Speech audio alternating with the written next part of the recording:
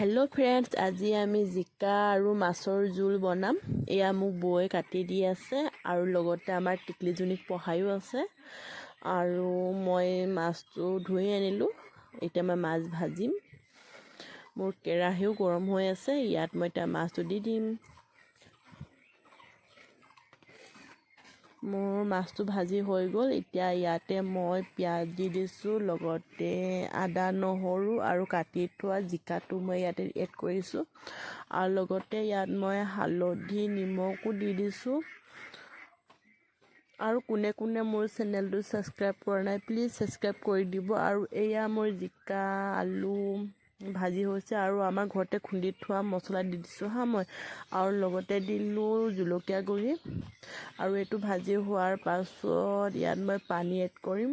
পানী অলপ দি দিম কাৰণ মই জোল বনাম ন।